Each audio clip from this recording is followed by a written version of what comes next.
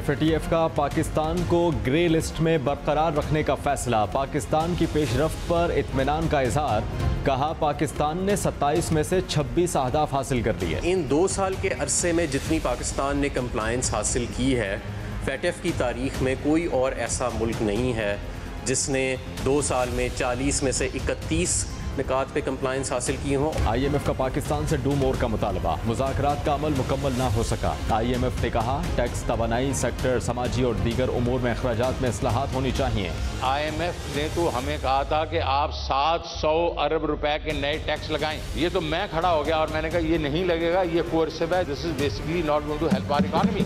Mobile phone calls, internet और SMS पे कोई टैक्स नहीं होगा। दूध और दीगर मसनूआत पर जो 10 से 17% टैक्स बढ़ा था, हमने उसको वापस ले लिया। एवनफील्ड रेफरेंस और अल अजीजिया रेफरेंस में नवाज शरीफ की दोनों अपीलें खारिज। एहतसाब अदालत की जानिब से सुनाई गई सजाएं बरकरार। अपीलें जो हैं उनको डिसाइड होना चाहिए ऑन मेरिट। ऑन मेरिट्स उसका कोई डिसीजन नहीं हुआ। कोर्ट के इस डिसीजन से बिल्कुल मैं as a legal expert agree नहीं करता। मैं नहीं समझता कि ये लीगली जो फैसला है सही है। आए उनके घर को जेल बना दें, आए तो सही। फैसले का खैर मकसद करते हैं। अपील अदम पैरवी की बुनियाद पर खारिज की गई है। वर्डिक्ट जो है ये यकीनी तौर के ऊपर पाकिस्तान की आवाम की फतह है, तहरीक इंसाफ के मौक़िफ़ की फतह है। माशरी फैमिली को पाकिस्तान के अवाम से लूटा हुआ पैसा वापस करना चाहिए। इधर कोई नहीं बैठा हुआ इस इंतजार में कि कोई बात करे ना, अगर नहीं करनी फाइन। एफएटीएफ की जानिब से पाकिस्तान को अगले जायजा इजलास तक ग्रे लिस्ट में रखने का फैसला बरकरार रखा गया है। रवा जायजा इजलास में 27 में से 26 निकात पर पाकिस्तान की मौसर हिकमत अमली को खूब सराहा गया है। सवाल यह है कि जब पाकिस्तान के इक़दामात इत्मीनान बख्श हैं तो क्या वजह है कि पाकिस्तान को ग्रे लिस्ट से नहीं निकाला जा रहा? क्या एफएटीएफ के ये फैसले खालिस्तन मुआशी बुनियादों पर किए जाते हैं या इनके पीछे भी बैनुल-अक़वामी ताकतों की सियासत कार फरमा है? दूसरी जानिब मुल्क की सियासत में साबिक़ वज़ीर-ए-आज़म नवाज शरीफ की वापसी की बहस ने एक मरतबा फिर जोर पकड़ लिया है। क्या पाकिस्तान तहरीक इंसाफ की हुकूमत बरतानिया को नवाज शरीफ की हवालगी के लिए रजामंद करके अपने दावे पर अमल कर पाएगी? ये एक सवाल है। प्रोग्राम पाकिस्तान का सवाल में खुशामदीद। मैं हूं सादुल हसन। आज के प्रोग्राम में पाकिस्तान के चंद अहम सवालों पर एक नजर डाल लेते हैं। पाकिस्तान का पहला सवाल है आज के प्रोग्राम में कि एफएटीएफ का पाकिस्तान को ग्रे लिस्ट में रखने का फैसला बरकरार। क्या सिर्फ एक नुक्ते पर अमल दरामद ना होने की वजह से पाकिस्तान को ग्रे लिस्ट में रखा गया? पाकिस्तान का दूसरा सवाल है IMF का पाकिस्तान से डू मोर का मुतालिबा। क्या हुकूमत को मुआशी चैलेंजेस का सामना करना पड़ सकता है? और आज का तीसरा सवाल है कि अमेरिका बात नहीं करना चाहता तो ना करे। पाकिस्तान का अमेरिका को गुड लक का पैगाम। क्या अमेरिका के लिए पाकिस्तान की मदद के बगैर अफगानिस्तान से अपनी फौज निकालना मुमकिन होगा? ये अहम उमूर हैं जिन पर हम आज के प्रोग्राम में बात करेंगे और इस प्रोग्राम में हम जानने की कोशिश करेंगे कि जो सबसे पहले डेवलपमेंट सामने आई है एफएटीएफ की जानिब से, एक जानिब सराहा भी गया है, तारीफ भी की गई है कि पाकिस्तान ने जो इक़दामात उठाए हैं 27 निकात पर अमल दरामद करने के लिए, उनमें से 26 निकात पर अमल दरामद पर एफएटीएफ की जानिब से इत्मीनान का इजहार किया गया है। जबकि अगले साल के जो जायजा इजलास है उस वक्त तक के लिए मजीद 7 प्लान्स भी, निकाती प्लान्स पाकिस्तान को सौंप दिए गए हैं और उम्मीद की जा रही है कि पाकिस्तान उन प्लान्स पर भी अमल दरामद करे और फिर अगले साल जायजा इजलास में मजीद फैसला किया जाएगा। अब तमाम तर इन मामलात पर मौशी पहलू के हवाले से नजरिया क्या पाया जाता है? मुस्तकबिल क्या होगा? पाकिस्तान को मजीद आने वाले दिनों में किन मौशी चैलेंजेस का सामना करना पड़ सकता है? और जो रवा माली साल का बजट भी पेश किया गया है, इसमें अवाम के लिए फौरी रिलीफ किस हद तक है और किस हद तक मुश्किलात का सामना करना पड़ सकते हैं? तमाम तर उमूर पर बात करेंगे। हमारे साथ मौजूद हैं माहिर मौशियात डॉक्टर अशफाक हसन साहब। डॉक्टर साहब बहुत बहुत शुक्रिया हमें वक्त देने के लिए। सर सबसे पहले तो ये बताइएगा कि एक जानिब एफएटीएफ सराह रहा है कि 27 में से 26 निकात पर अमल दरामद किया, लेकिन दूसरी जानिब ग्रे लिस्ट में भी बरकरार रखा है पाकिस्तान को। क्या वजह आपके नजदीक पाकिस्तान को ग्रे लिस्ट में बरकरार रखने के इस फैसले की है? देखो यार, IMF and FATF have emerged as a new instrument of hybrid war. समझ गए आप? ये एक हथियार है और मैं डे 1 से ये कह रहा हूँ। अभी भी मैंने वॉइस ऑफ अमेरिका को एक इंटरव्यू दिया जिसमें मैंने यही कहा कि अगर फैसला मेरिट पे होगा तो पाकिस्तान ग्रे लिस्ट से बिल्कुल निकल जाएगा, क्योंकि पाकिस्तान ने बहुत ज़्यादा काम किया है। अब एक पॉइंट पे अगर आप फंस जाएं तो कि जी आपको रखना है हमने ग्रे लिस्ट पे, क्योंकि अभी हमसे बहुत काम लेने की कोशिश की जाएगी ना। जो लोग इसके पीछे करता धरता है वो हमसे काम लेंगे, तो जब तक आप काम उनके लिए नहीं करेंगे, यही तो इस तरीका होता है कि आपको IMF में फंसा कर रखा जाता है या FATF में फंसा कर रखा जाता है कि आपसे काम लेना है। तो आप देखो कि दुनिया में कोई न्यूक्लियर पावर है जो IMF में गया या IMF में है? दुनिया में कोई न्यूक्लियर पावर है जो FATF में है? पाकिस्तान है। तो ये होना यही था। ये तो 5-6 दिन पहले मैंने वॉइस ऑफ अमेरिका को जब इंटरव्यू दिया तो उसमें मैंने यही कहा था कि पाकिस्तान को ग्रे लिस्ट में अभी रखा जाएगा, क्योंकि दुनिया ने अभी हमसे बहुत काम लेने की कोशिश करनी है उन्होंने। अच्छा डॉक्टर साहब, आपकी इस जो तज्जिया है इससे ये बात तो फिर सामने आ रही है कि ये फैसले खालिस्तान फिर मौशी बुनियादों पर नहीं किए जाते, तो फिर ये जो आपने लफ्ज़ भी इस्तेमाल किया है हाइब्रिड वॉरफेयर टूल, इससे निकलने के लिए पाकिस्तान को बैनुल-अक़वामी तौर पर फिर अपनी लॉबिंग कैसे करनी चाहिए? बिल्कुल बिल्कुल सही कह रहे हो, ये है ही है, इंटरनेशनल रिलेशंस का हिस्सा हो गया है। मैं किस वजह से मैं मना करता रहा था प्राइम मिनिस्टर को कि ना जाओ IMF में, अब आप लोगों को पता चल रहा है, होना यही था। तो अभी आप खुद देखो कि हमने IMF से हट के बजट बनाया, सारे जहां में इसकी तारीफ हुई है, लेकिन ये जब IMF के डिक्टेट के मुताबिक बजट बन रही थी तो तबाही मची हुई थी। तो मैं यही कहता रहा, लेकिन मेरी बातों को ना मीडिया ने तवज्जो दी ना हुकूमत वक्त ने तवज्जो दी। सब ने कहा कि बस ये एक पागल आदमी है जो कह रहा है कि ये IMF के पास नहीं जाना चाहिए, क्योंकि ये तो खुद भी जाता रहा था माजी में। तो भाई माजी में इसलिए हम जाते थे कि we were standing on the right side of the major stakeholder और shareholder of the IMF। Today we are standing on the wrong side of the major shareholder of the IMF। ये फर्क था जो आपको अब नजर आ रहा है। अब हम प्रेस कॉन्फ्रेंस करेंगे या जो भी करें और हम बताएंगे हमने बहुत काम किया है, लेकिन हमें अभी भी ग्रे लिस्ट में रखा गया है क्योंकि इसके पीछे सियासत है, इंटरनेशनल पॉलिटिक्स है। तो बाबा यही तो मैं भी कह रहा था आपको कि इंटरनेशनल पॉलिटिक्स है, आप जो भी कर लें, जब तक कि आप उनके जो भी उनके मफाद हैं उनके मुताबिक अगर आप काम नहीं करेंगे तो आप रहेंगे इसी तरीके से।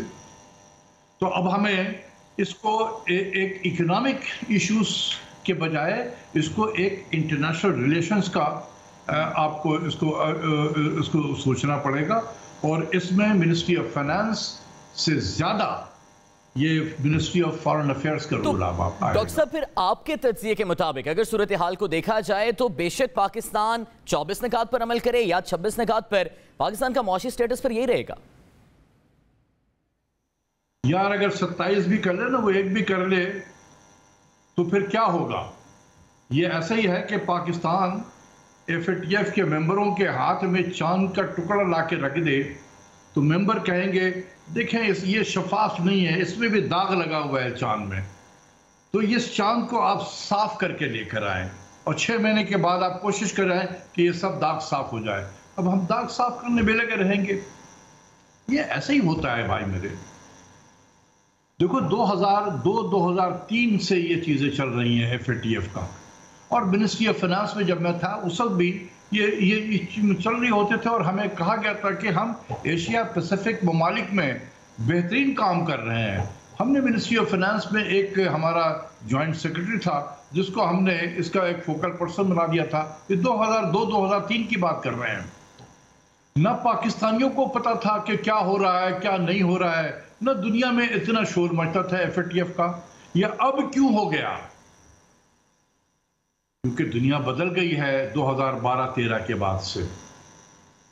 समझ रहे हो मैं क्या कहना चाहता हूँ? बहुत सारी चीजें मैं पर्दे के पीछे कह रहा हूँ। 2012-13 के बाद दुनिया बदल गई है। तो अब वही FATF जो है, it has emerged as an instrument of hybrid war. अच्छा डॉक्टर साहब, आपने भी IMF की मदाखलत से पाक बजट की बात की, लेकिन हमारे इस रवां साल के बजट पर यह एतराज़ किया जा रहा है कि इसमें जो अवाम को रिलीफ देना है और जो टैक्स के फैसले हैं वो IMF से मुज़ाकरात से मशरूत हैं। क्या ये एतराज़ दुरुस्त है? देखो, बात यह है कि IMF बजाते खुद कोई इंडिपेंडेंट अदारा नहीं है। उसका एक बोर्ड है और उस बोर्ड में जो मेजर शेयर होल्डर है उनका अमल दखल सबसे ज्यादा होता है।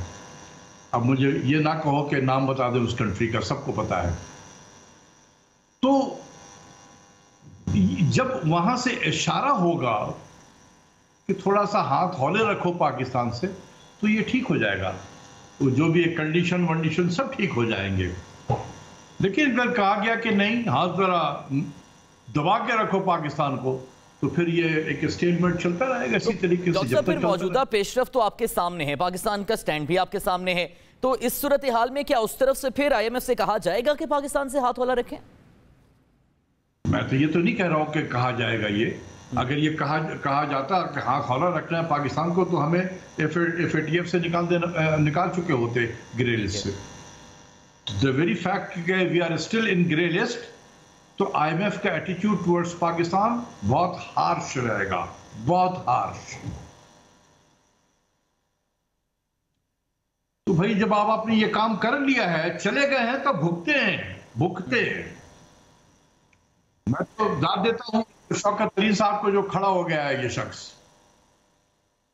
वजह है कि मैं इसके हर अपने प्रोग्राम में इसकी तारीफ करता हूं कि कम से कम एक शख्स है जो खड़ा हुआ है। उसने कहा कि हम ये नहीं करेंगे। ठीक है, इसको प्राइम मिनिस्टर फुल सपोर्ट है, लेकिन प्राइम मिनिस्टर को इसका एहसास उस वक्त हुआ जब पुलों के नीचे से पानी बहुत बह चुका था और हम चीख के बताते रहे कि सर आपकी इकोनॉमिक टीम आपको मिसगाइड कर रही है, समझने की कोशिश करें, जो बताया जा रहा है ऐसा नहीं है।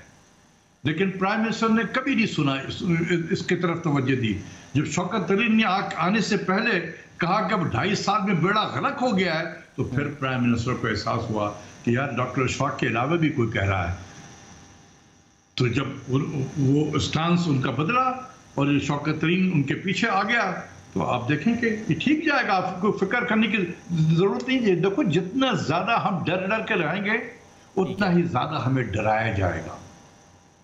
ये हमेशा याद रखो, इंटरनेशनल रिलेशन में आप जितने डर के रहेंगे, जितने सर झुका के जिंदगी गुजारेंगे, उतना ही ज्यादा आपके सर पे चपत मारी जाएगी और आपको दबाया भी जाएगा। तो सर उठा के चलने की सलाहियत पैदा करो अपने अंदर में। हमें क्लियर पावर है।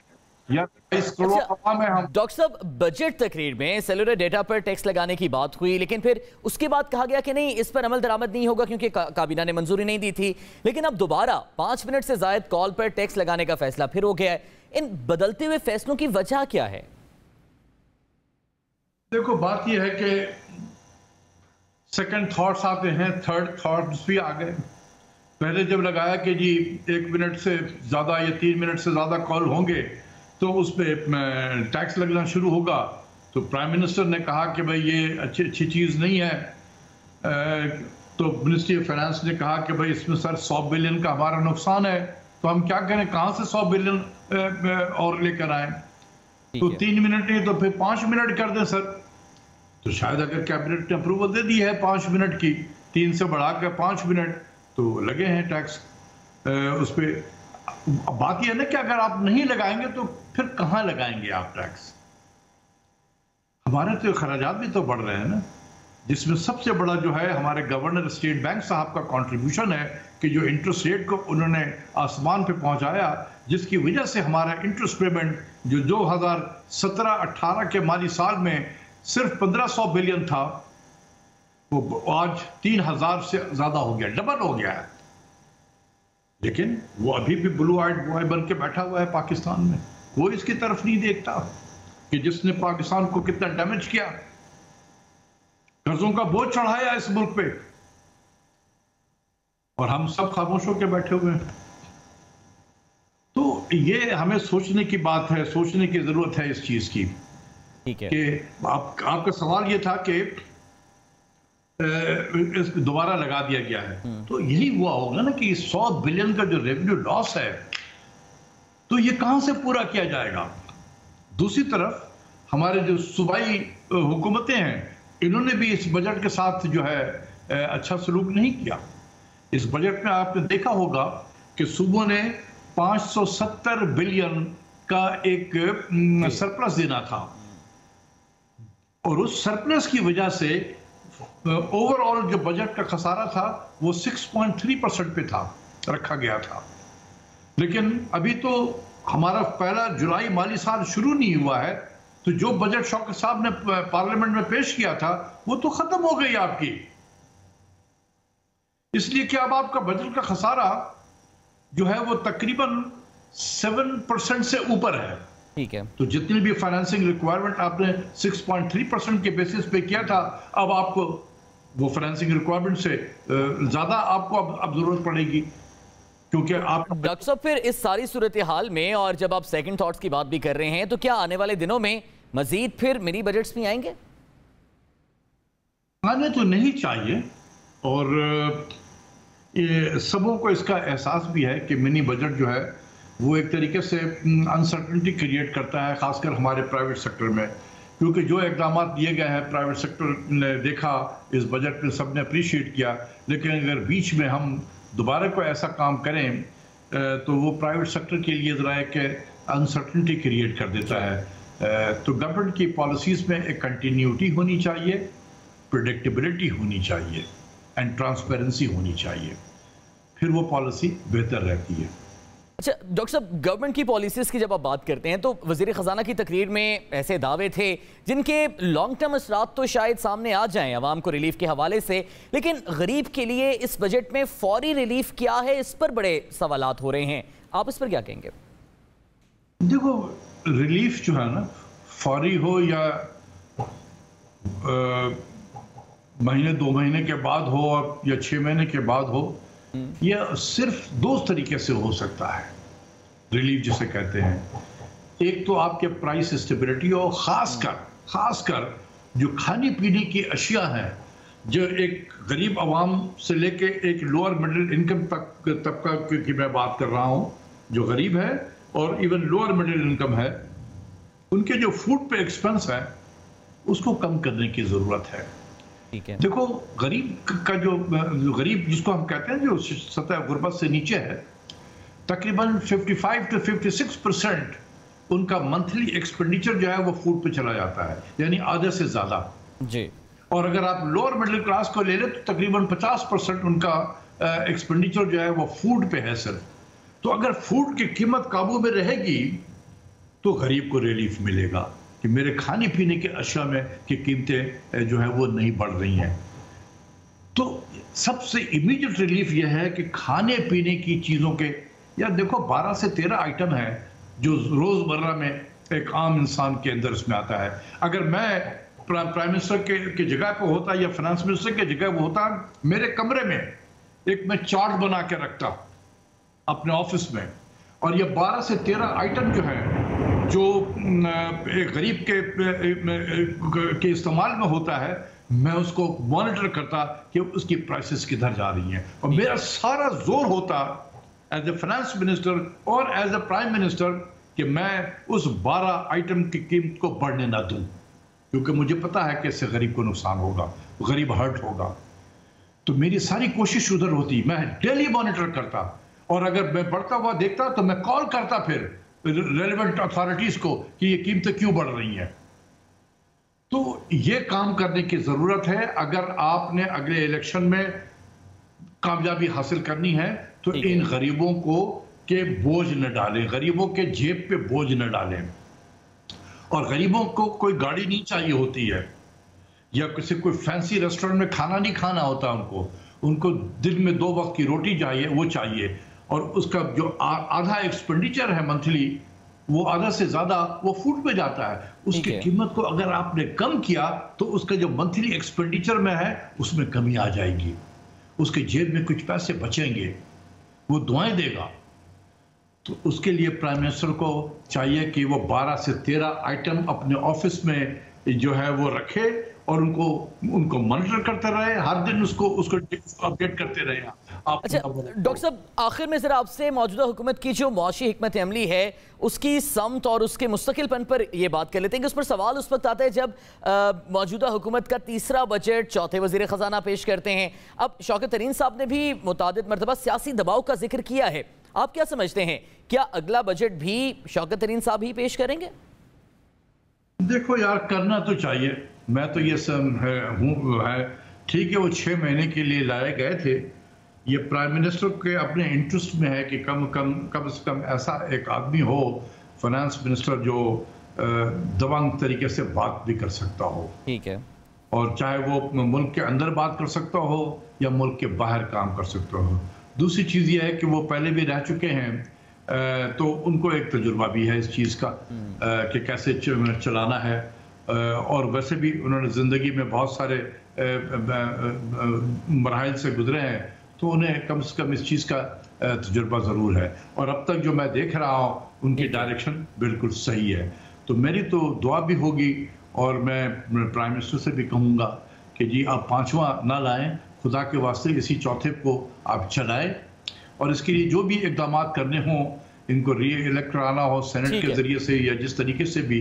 ठीक है, बहुत बहुत शुक्रिया डॉक्टर इशफाक हसन साहब, हमारे साथ आप मौजूद थे और मौजूदा मुआशी सूरत हाल पर हमें अपनी माहिराना राय और तजिए से आगाह करे। नाज़रीन, यहाँ पर वक्त है ब्रेक का, ब्रेक के बाद वापस आएंगे, दीगर इश्यूज पर भी आपसे बात करेंगे।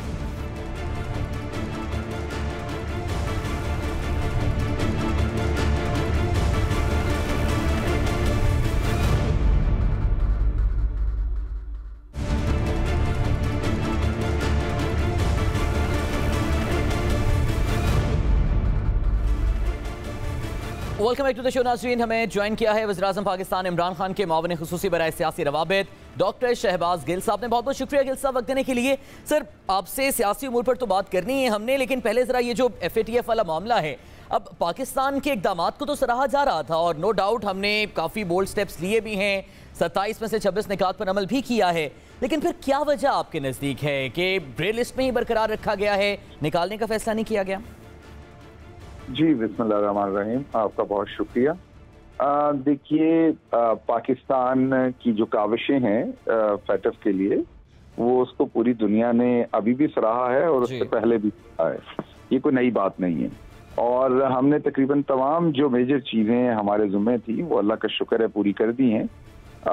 अभी देखते हैं इसके ऊपर लाए अमल। आज आपके सामने जो रिस्पॉन्सिबल मिनिस्टर हैं इससे रिलेटेड, वो आदजर हैं, उन्होंने एक प्रेस कॉन्फ्रेंस भी की है और डिटेल में इसके ऊपर पाकिस्तान का लाए अमल जो है उसका बयान दिया है। कोर्स पाकिस्तान एक सॉवरेन स्टेट है, पाकिस्तान ने कंप्लायंस भी करनी है। At the same time Pakistan में अगर उसको कोई हक नहीं मिलता तो तमाम ऑप्शंस अपने जैसा एक सॉवरेन स्टेट इस्तेमाल कर सकती वो भी करने होते हैं। तो इंशाल्लाह देखते हैं आगे, जो कंसर्न मिनिस्टर हैं वो इस पे आपको मजीद बेहतर बता सकते हैं इस चीज़ के ऊपर। अच्छा ठीक है गिल साहब, जो आज एक और मामला सामने आया है, कॉल पर 5 मिनट की कॉल से ज़्यादा पर टैक्स लगाने वाला। अब पहले ज़ाहिर आवाम के लिए ये भी खुशखबरी थी कि फॉरेन मिनिस्टर की तकरीर में जब ये जिक्र था टैक्स का सेलुलर डेटा पर, लेकिन बाद में फिर उन्होंने क्लियर किया कि कैबिनेट ने मंजूरी नहीं दी थी, लेकिन अब दोबारा टैक्स लग रहा है। तो गिल साहब, क्या आने वाले दिनों में मजीद टैक्स भी आवाम पर लगाए जाएंगे या ये बहुत ज़रूरी था लगाना टैक्स? देखिए, दो बातें आपने देखना होता है कि टैक्स, इस बात को सबसे पहले समझने की जरूरत है। हम अक्सर इसको समझते नहीं। टैक्स जो है उससे जो पैसा आता है उसी से पूरा मुल्क चलता है। टैक्स कोई ऐसी नहीं है जो अक्सर हमारे यहाँ इसको ऐसे एक्सप्लेन किया जाता है जैसे ये कोई जुर्माना है। ये जुर्माना नहीं है, ये इसी हॉस्पिटल चलते हैं, इसी से हेल्थ कार्ड दिया जाता है, इसी से एहसास प्रोग्राम के थ्रू गरीब लोगों को पैसा दिया जाता है, इसी से आपकी मोटरवेज बनती हैं, इसी से आपके रोड्स बनते हैं, इसी से आपके बिजली के निज़ाम बनते हैं, इसी से तमाम चीजें होती हैं। ठीक है। तो टैक्स से जब टैक्स लगता है उससे जो आमदन आती है उससे हॉस्पिटल के अंदर ऑक्सीजन है या दवाई है या डाकखाने का निज़ाम है या एयरलाइन का निज़ाम है, तमाम चीजें गवर्नमेंट की जो है उसी टैक्स से ही चलती हैं। अब आपके सामने इन तमाम चीजों को रन करने के लिए कहीं ना कहीं टैक्स तो लगाना होता है। आपने देखना है कि उससे आम आदमी मुतासर ना हो। अब आप मुझे बता दीजिए खुद से कि आजकल ज्यादातर तो आपकी कॉल वैसे ही व्हाट्सएप पे होती है जिसपे आप डाटा यूज करते हैं। बिल्कुल डाटा गिरा था जिससे हुकूमत को 35 अरब की आमदन आनी थी, वो ड्रॉप कर दिया गया क्योंकि हम चाहते हैं कि मुल्क में इंटरनेट की तरवीज हो। हमारे बच्चे आजकल इंटरनेट से पढ़ते हैं, तो इसलिए उसके ऊपर हमने टैक्स जो है वो रिमूव कर दिया। अच्छा, दूसरी चीज हो गई फोन कॉल। आप मुझे ईमानदारी से बता दें कि लास्ट टाइम कब आपने 5 मिनट से लंबी कॉल की थी, और अगर वो की थी तो वो गैर जरूरी होती है यूजुअली, इसलिए गैर जरूरी होती है कि उसमें हमने को गपशप करनी होती है। जो जरूरी कॉल है वो 1 मिनट की होगी, 2 मिनट की होगी, 3 मिनट की होगी। इसलिए इसका जो दौरानिया रखा गया वो ये रखा गया कि एक जरूरी काम के लिए एक शख्स जब फोन करता है 1 मिनट करेगा, 2 मिनट, 3 मिनट, 4 मिनट। तो अगर लंबी कॉल हो रही है तो उस पर टैक्स अगर लगा है तो उससे एक तो थोड़ा उसमें से आपको आएगा और आम आदमी की जिंदगी के ऊपर डायरेक्टली इसका उस तरह से इम्पैक्ट नहीं होगा। ठीक है। अच्छा गिल साहब, अब जरा कुछ सियासी मामलात पर हम आपसे तफसीलन बहस करना चाहेंगे। कल जो इस्लामाबाद हाई कोर्ट की जानिब से भी फैसला सामने आया है, अब गवर्नमेंट का हमने ज़ाहिर आपका नैरेटिव भी सुना कि जो एहतसाब का बयानिया है उसकी एक तरह से मज़ीद तौसीक हो गई है, और नवाज शरीफ जो कि ज़ाहिर मफरूर हैं और मुल्क वापस नहीं आ रहे सज़ाओं का सामना करने के लिए, लेकिन अपोजिशन भी बड़ी मुतमईन है कि ठीक है हमारे पास अभी भी अपील का राइट है, जब वापस आएंगे तो अपील कर लेंगे। क्लियर कीजिएगा सूरत हाल है क्या सारी, इस फैसले के बाद से किसके बयानिए की जीत हुई है असल में? देखिए, बात यह है कि बयानिए की जीत और हार को एक साइड पे रख दीजिए, असल मुद्दा देखिए। असल मुद्दा यह है कि नवाज शरीफ इस मुल्क के 3 दफा वजीर आजम रहे, उन्होंने चोरी करके पैसा बनाया, उस पैसे से अपार्टमेंट खरीदे, उसका 2 साल तक केस चलता रहा और वो एक रसीद ना दे सके, जिसकी वजह से उन्हें सजा हुई, वो जेल गए, और जेल जाने के बाद उन्होंने वहां पर सजा काटी थोड़ी देर, बाकी वो सजा नहीं काटना चाहते थे, बुज़दिल आदमी थे, इसलिए उन्होंने उसके बाद क्या किया कि एक बहाना बनाया बीमारी का और झूठ बोलकर मुल्क से फरार हुए। अब इसके बाद आपकी मर्जी है, आप इस केस या इसके बाद वाले केसेस या किसी भी केस के बाद ये खुद हिसाब लगा ले कि बयानिए किसकी जीत हुई। मेरा नहीं ख्याल इसमें बयानिए की या किसी चीज की जीत और हार है। ये तो बड़ी वाज़ेह है कि नवाज शरीफ इसमें तमाम तौर पर इखलाकी और सियासी बैठक आ गए और यहाँ से भाग के बाहर चले गए। अब इसमें आप जितनी मर्जी हवा भर लें, ये वाला गुब्बारा उड़ने वाला नहीं। गिल साहब, वो तो अपने बाहर जाने को भी आप पर ही एक तरह से जिम्मेदारी डाल रहे हैं कि उन्होंने तो सारे क्रेडेंशियल्स, जो भी मेडिकल रिपोर्ट्स थी, आपका अपना बोर्ड बैठा था और गवर्नमेंट ने ही अप्रूव करके इजाजत दी थी, वो तो इस मामले में क्लीन चिट ले रहे हैं कि गवर्नमेंट अब कह रही है कि हम धोखा देके बाहर गए, जबकि अप्रूव तो गवर्नमेंट ने ही किया था बाहर भेजना हमारा। देखिए, बात यह है कि इंसानी हमदर्दी किसी चीज का नाम होता है।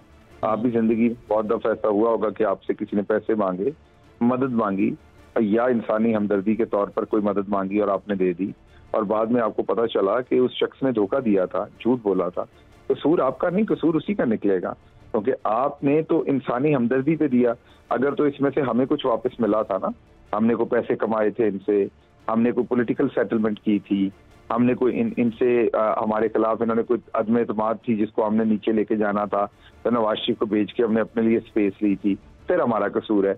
अगर खालिस्तान ये इंसानी हमदर्दी की बिना पर था, तो फिर जो धोखेबाज है, जो झूठा है, जिसने झूठ बोल के बीमारी का बहाना लगा के इंसानी हमदर्दी ली, फिर वो जिम्मेदार है।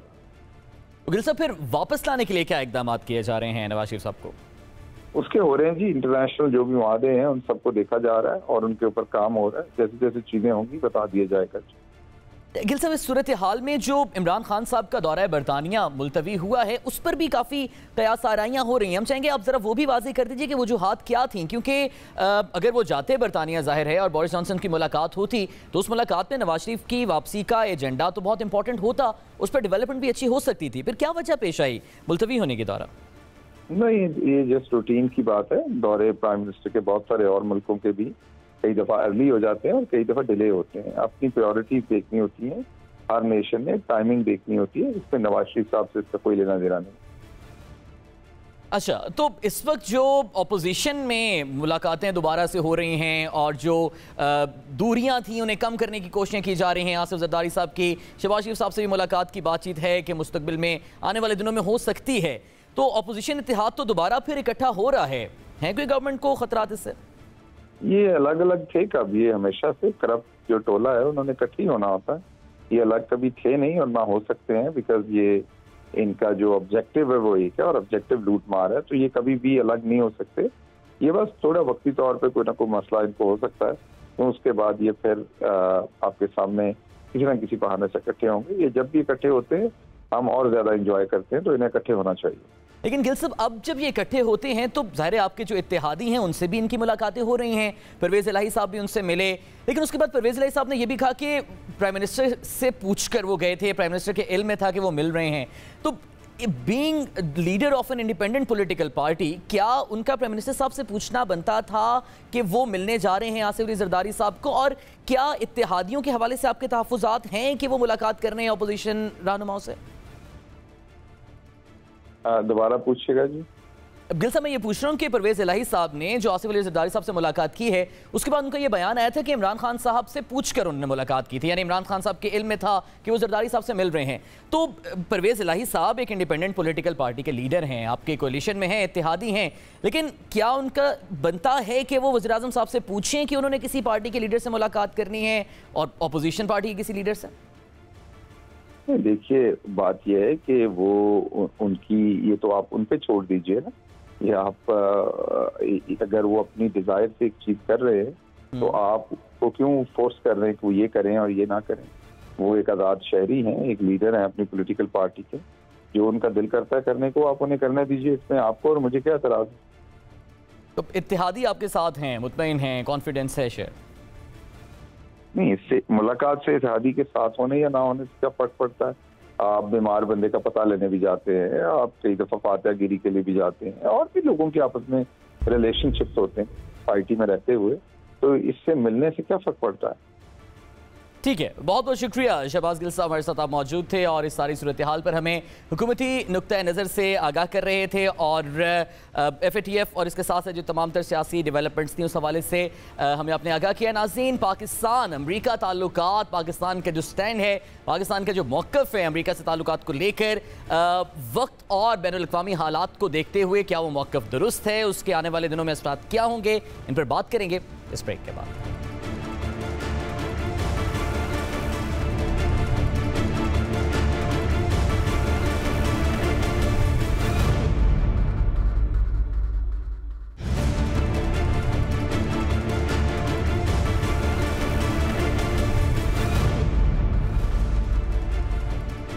Welcome back to the show नाज़रीन। हमें ज्वाइन किया है दिफाई तज्ज़ियाकार major general retired Ejaz Awan साहब ने। जनरल साहब, बहुत बहुत शुक्रिया सर वक्त देने के लिए। सर, एब्सोल्युटली नॉट, और अब अमेरिका बात नहीं करना चाहता हमसे तो गुड लक। पाकिस्तान का ये जो स्टांस है बोल्ड, क्या सर ये अनप्रेसिडेंटेड है?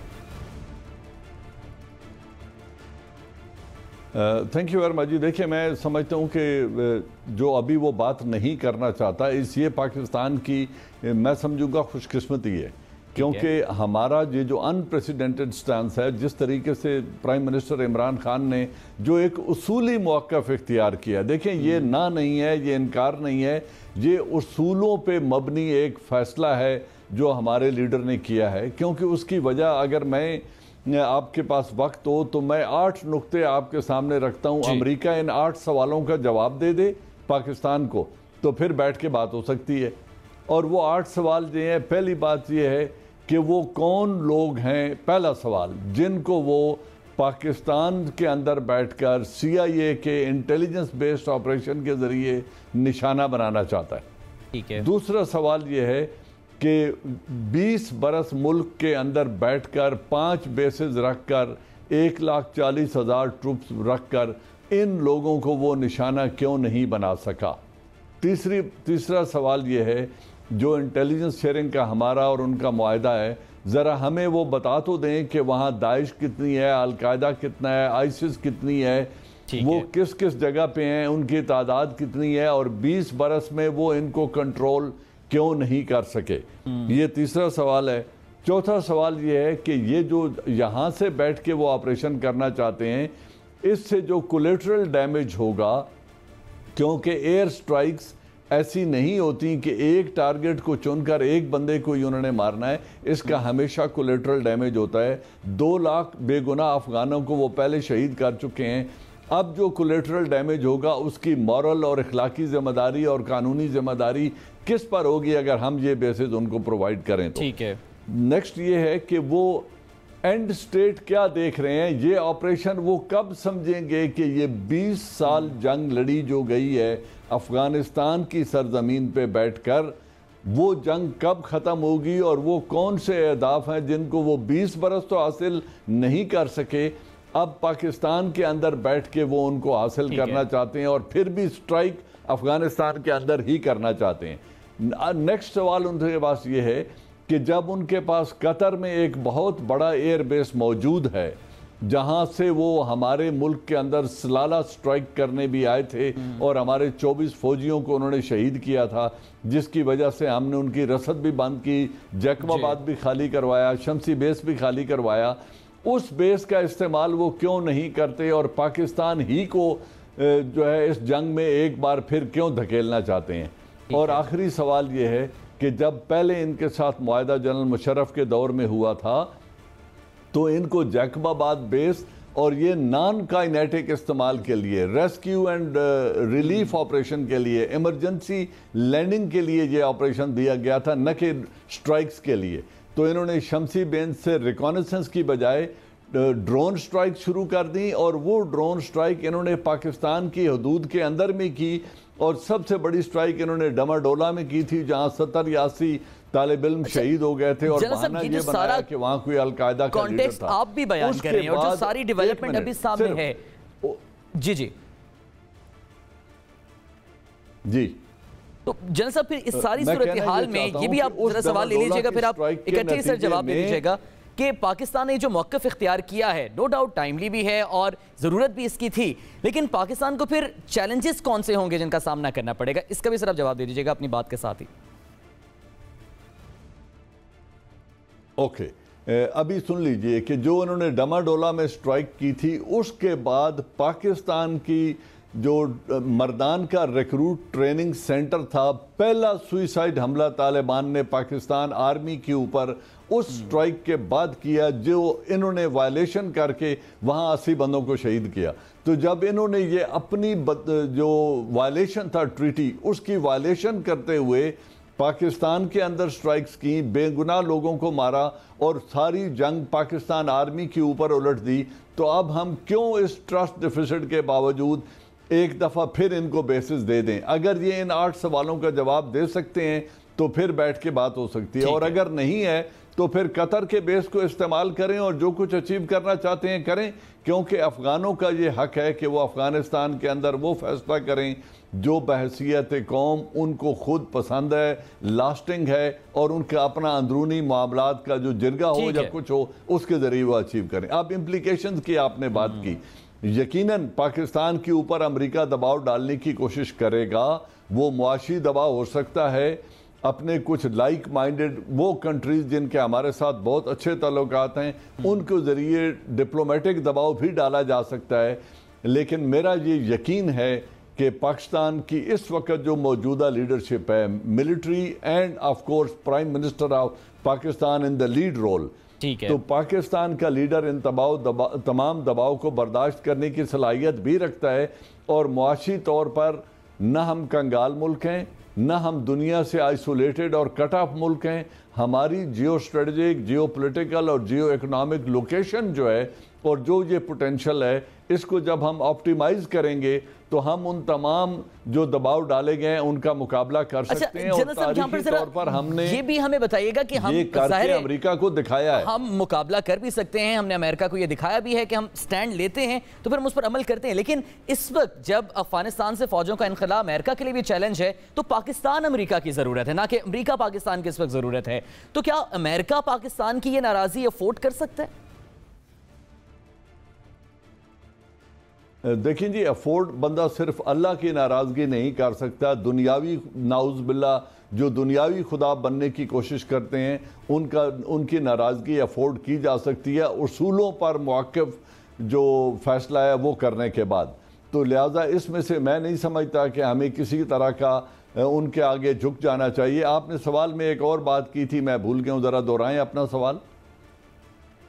अच्छा जनरल साहब, असल में मैं यही आपसे जानना चाह रहा था कि अमेरिका क्या पाकिस्तान की नाराजगी अफोर्ड कर सकते हैं इस सारी सूरत हाल में? जी, ये बात है कि अमेरिका इस वक्त, जिसे हम पंजाबी में या अपने लोकल डायलैक्ट में कहते हैं ना, ऊपर से आना, वो ऊपर से आने की कोशिश कर रहा है। वो सबसे बड़ी जंग से निकलना चाहता है।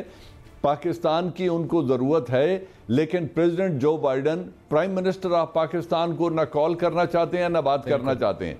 वो चाहते हैं कि मेरे जो पैगाम रसान हैं वो ही रास्ता निकाल लें, और उनके आगे जब पाकिस्तान माजी की तरह बिल्कुल रजामंद हो जाए तो फिर मैं बात करूंगा। लेकिन प्राइम मिनिस्टर ऑफ पाकिस्तान ने यह वाजे कर दिया है कि जो बाइडन अगर चाहें तो मेरे साथ बात कर सकते हैं। और ये जो मैंने 8 सवाल आपके सामने रखे हैं, जब वो फार्मल अपनी डिमांड लेकर आएंगे तो फिर इन 8 सवालों के जवाब उन्हें बहुत बहुत शुक्रिया जनरल एजाज अमान साहब, हमारे साथ आप मौजूद थे और सारी सूरत हाल पर अपने माहिराना तज्जिए से मैं आगाह करें। नाज़रीन, अपना बहुत बहुत ख्याल रखिएगा। अगले हफ्ते पाकिस्तान के दीगर सवालों के साथ आपकी खिदमत में हाजिर होंगे। चलाने के बाद